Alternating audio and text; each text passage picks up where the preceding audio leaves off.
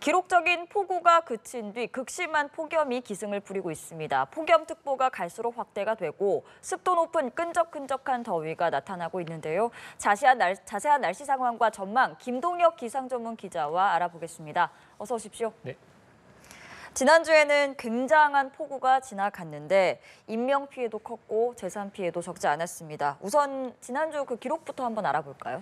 예, 지난주에 전국 대부분 지역에서 굉장한 폭우가 쏟아지면서 특히 이제 기상 관측사상 가장 강하고 많은 비가 쏟아지면서 큰 인명 피해 그리고 재산 피해가 발생하게 됐습니다. 우리가 남부지방이 장마철에 최대 231mm의 장맛비가 내리게 됐는데요. 7월 1일에 장마가 끝나고 나서 지난주 일요일까지 그 장마가 끝난 기간 동안에만 경남 산청에서 최대 829mm의 물벼락이 떨어지게 됐습니다. 그래서 장마철보다는 장마 이후에 남부지방에서 3배 넘는 굉장히 강한 그리고 많은 비가 쏟아지게 됐고요. 중부지방에도 장마 한 달간 최대 674mm에서 충남 서산에서 가장 많은 비가 내리게 됐습니다. 그래서 중부지방에서도 특히 이제 서쪽, 서해안 지방을 중심으로 해서 강하고 많은 비가 쏟아지게 됐습니다. 말씀드린 대로 충남 서산에서는 하루에만 438mm라는 그래서 지역 기상 관측사상 가장 많은 비가 떨어지게 됐고요. 광주에서도 426.4mm의 많은 비가 하루 동안 내리면서 역시 기상 관측사상 일강수량으로는 최다 강수를 기록하게 됐습니다. 극한호우가 우리가 시간당 72mm 이상입니다. 집중호우의 2~3배 강한 비라고 보시면 되는데 이 극한호우만도 올 여름철에 26차례 전국에서 이제 기록하게 됐고요. 시간당 100mm가 넘는 이 기록적인 물벼락도 3차례 일어나게 됐습니다. 충남 서산에서 114mm 그리고 경기 포천에서도 시간당 104mm에서 이 두 지역에서도 굉장히 큰 인명과 그리고 재산 피해가 발생하게 됐습니다. 우리가 보통 여름철이 이제 3달이죠. 6, 7, 8월 3달 동안에 평균적인 강수량은 700mm 정도입니다. 여기서 한 달가량이 장마철인데 장마철에 내리는 평균 강수량은 350mm거든요. 그러니까 장마 기간의 절반 정도의 여름철의 절반 정도의 비가 내리는 것이고요. 지금 보시는 지금 장마철 기간의 평균 강수량인데요. 대략 한 340에서 370 정도라고 보시면 되는데 여름철 3달 동안에 보통 한 700 정도의 비가 내리니까 이 장마 기간 외에도 굉장히 강하고 많은 비가 쏟아지는 것이 우리나라 여름철의 특징입니다. 특히 이번 비는 짧은 시간에 굉장히 많이 내리는 극한호우가 좀 잦았잖아요. 근데 지구온난화로 인해서 이런 강수 강도가 해마다 강해지고 있다고 하는데 그럼 앞으로 이런 극한호우, 극한폭우가 더 자주 일어나는 걸까요? 예, 우리가 이제 극한호우라고 하는 것도 사실 최근에 만들어진 기상 용어입니다. 그래서 기상청에서 과거에는 우리가 이제 시간당 30mm를 집중호우 기준으로 보고 비가 이제 시간당 30, 40, 50 정도 내리게 되면 집중호우라든지 또는 폭우 이런 표현들을 쓰게 됐는데요. 최근에 이제 2020년대 들어가지고 시간당 70mm, 80mm, 100mm, 2022년에는 한강 이남 지역, 특히 이제 동작구를 중심으로 해서 시간당 140mm가 넘는 그래서 우리가 100년이 넘는 기상 관측사상 한 번도 경험한 적이 없는 그런 강한 폭우가 쏟아지게 되면서 큰 피해를 입게 됐습니다. 그래서 이런 시간당 80, 100, 140 이런 것들을 우리가 표현할 길이 없기 때문에 우리가 이제 집중호우라든지 폭우가 아니라 기상청에서 극한호우라는 용어를 만들게 됐습니다. 그만큼 과거보다는 확실히 최근에 들어서 훨씬 더 강수의 강도가 증가하게 됐고 지금 그래픽 통해 보시면은 이런 극한호우 시간당 72mm가 넘는 그리고 하루에 100mm가 넘는 비가 1960년대에 비해서는 한 5배가량 증가를 하게 됐습니다. 그래서 그만큼 과거에 비해서 우리나라 주변에 수증기가 굉장히 많아지게 됐고 폭우의 재료들이 훨씬 더 풍부해졌기 때문에 양도 많아지고요. 그리고 이제 강수의 강도도 강해진다라고 볼 수 있겠습니다. 네, 이렇게 극한호우가 내리던 폭우가 그치고 지금은 날씨가 굉장히 더운 상황인데 소나기가 곳곳에 내리고 있다고는 하지만 이제 장마는 좀 다 끝났다 이렇게 볼 수 있는 걸까요?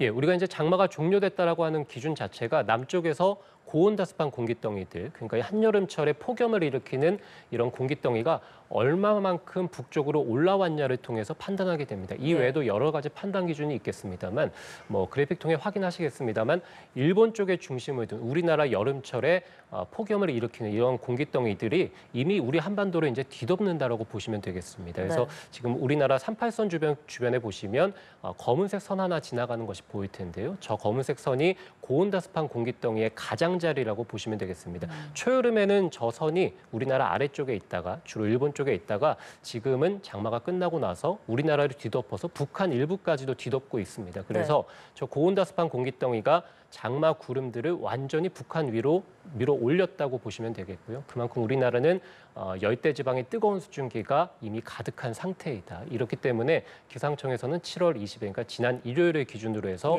중부지방의 장마가 끝났다라고 밝혔습니다. 다만 장마가 끝나고 나서도 말씀드린 대로 700mm의 절반에 달하는 평균적으로 350mm의 비가 장마 이후에도 내리기 때문에 여름철에도 언제든지 태풍이라든지 또는 소나기라든지 이런 여러 현상들로 인해서 강하고 많은 비가 쏟아질 수는 있습니다. 네, 이제 오늘도 그렇고 어제도 그렇고 무척이나 날이 더운데 매일 폭염특보 지역이 확대가 되고 있다고 해요. 지금 현재 폭염특보가 내려진 지역이 어딘지도 좀 살펴볼까요? 예, 전국 대부분이라고 보시면 될 것 같은데요. 네. 특히 지금 폭염경보가 내려진 지역들이 48곳에 달하고 있고요. 주의보가 내려진 지역들은 123곳. 그래서 전국적으로 보면 171곳에 폭염경보, 주의보 내려져 있습니다. 그래서 강원 일부를 제외한 대부분 지역에는 폭염주의보나 경보, 그래서 옅은 이 분홍색으로 표시된 지역들은 낮 기온이 33도 이상으로 오르는 지역들이고요. 짙은 보라색으로 표시된 지역들이 체감 온도가 35도 이상으로 오를 것으로 예상되는 지역들이기 때문에 앞으로 지금 옅은 저 보라색으로 칠해진 주의보 지역들도 경보 지역으로 이 단계가 상향될 가능성이 매우 높다고 보여집니다. 그래서 오늘 낮 기온이 강원도 양양에서 36.7도 기록하게 됐고 강릉이 36.2도, 경주가 35.8도, 경남의 밀양이 36.5도 기록하게 됐습니다. 말씀드린 지역들이 모두 동쪽에 해당되는 지역들입니다. 남쪽에서 특히 이제 남서쪽에서 뜨겁고 습한 수증기가 산맥을 넘어서 동쪽으로 넘어가는 과정에서 가열이 되면서 주로 지금 동쪽 지역을 중심으로 훨씬 더 심한 폭염이 나타나고 있습니다. 네, 전국 대부분 지역에 폭염특보가 내려진 상황이고요. 많은 분들이 궁금해하는 게 그럼 앞으로 얼마나 더 더워질까에 대한 부분인데 사실 이번에 비가 오기 전에도 그 월초에 굉장히 더웠단 말이죠. 앞으로 얼마나 더 더워지는 건가요?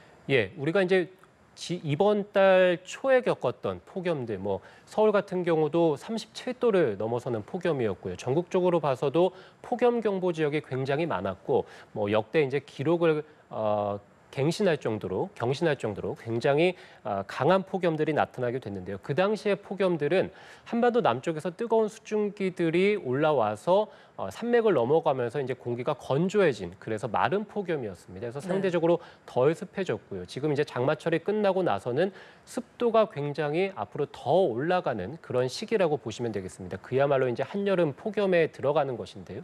지금 그래픽 보시면 최근 들어서 상대 습도가 79.4%, 어제 서울 기준인데요. 거의 80%까지 올랐습니다. 지금 왼쪽에 표시된 55.2%는 말씀드린 이 7월 초에 서울에서 기록한 상대 습도인데요. 상대 습도가 거의 30% 이상 오르게 됐죠. 네. 그만큼 공기 중에 습도가 지금 굉장히 많아져 있는 상태이고요. 이럴 경우에는 기온이 높게 오른다기보다는 우리가 이제 체감적으로 느끼는 그런 폭염이 굉장히 많이 그리고 이제 강하게 나타난다라고 보시면 되겠고 어제 서울 같은 경우도 낮 기온은 32도 정도였는데 체감 온도는 3도가 더 높은 35도를 웃돌게 됐습니다. 그래서 앞으로 습도는 더 오를 것으로 보이고요. 이로 인해서 폭염이라든지 열대야 우리가 이제 꿉꿉한 느낌 또는 체감 더위가 굉장히 심한 이런 습한 폭염이 더 나타날 것으로 보입니다. 알겠습니다. 그리고 장마는 끝났지만 곳곳에 소나기가 내리는 상황입니다. 그런데 장마 폭우로 인해서 산사태가 발생한 지역도 있기 때문에 이렇게 소나기가 강하게 오면 추가 피해도 우려가 되는데요. 예, 맞습니다. 이 산사태라는 것이 사실 비가 굉장히 많이 내릴 때만 발생하는 것이 아니라 비가 그친 이후에도 발생하게 되고요. 시간당 30mm 정도만 돼도 우리나라는 산사태가 발생할 수 있는 그런 환경이 갖춰졌다라고 판단을 하고 있습니다. 시간당 30mm가 집중호우 기준인데요. 어제 소나기가 내린 지역들에서는 시간당 50에서 60mm에 달하는 폭우가 쏟아진 지역들이 있었습니다. 그만큼 소나기도 수증기가 워낙에 많기 때문에 강하게 내릴 때가 있습니다. 이로 인해서 산사태가 추가로 발생할 가능성이 있기 때문에 당분간은 폭염뿐만이 아니라 산사태에 대한 대비도 필요하다고 보여지고요. 오늘만 하더라도 수도권에서는 경기 동부 지역에서 최대 80mm 정도 이 소나기가 더 쏟아질 것으로 예상이 되고요. 강원 내륙에서도 역시 80mm 이상, 남부지방에서도 최대한 60mm가량은 소나기가 내릴 가능성이 있겠습니다. 내일도 역시 마찬가지로 내륙 많은 지역에서 돌풍과 벼락을 동반한 이런 강한 소나기가 쏟아질 가능성이 있습니다. 네, 산사태가 발생했던 지역이나 위험한 지역에 계시는 분들은 계속해서 당분간은 좀 주의를 하셔야 할 것 같습니다. 그리고 이렇게 비가 내리면서 폭염 그리고 열대야는 조금은 주춤했던 상황이지만 앞으로는 더 심해질 것 같아요. 앞으로의 전망이 어떤지 그리고 태풍은 찾아올 계획은 없는지도 궁금합니다. 예, 우리가 7월 초에 겪었던 이 폭염을 생각해 보면 굉장히 낙견이 크게 오르고 더웠다가 제주 남쪽으로 태풍의 씨앗이라고 하는 열대저압부, 그러니까 비구름대가 지나가면서 폭염이 한순간에 누그러지게 됐거든요. 그래서 이 태풍이 변수가 될 텐데요. 지금 영상 보시면 한반도 남쪽으로 보시면 파란색으로 또는 빨간색으로 표시된 비구름입니다. 네. 이 비구름이 필리핀 해상에서 계속해서 만들어지면서 북상을 하고 있습니다. 그래서 이 필리핀 해상 쪽에서는 태풍의 씨앗이라고 하는 열대저압부가 이번 주에 만들어질 가능성이 있겠고요. 7호 태풍으로 발달해서 우리나라 주변까지 올라올 가능성도 있겠습니다. 그래서 이 태풍이 변수가 될 텐데 태풍이 현재 예상으로라면 중국 상하이 부근으로 올라갈 것으로 보이고요.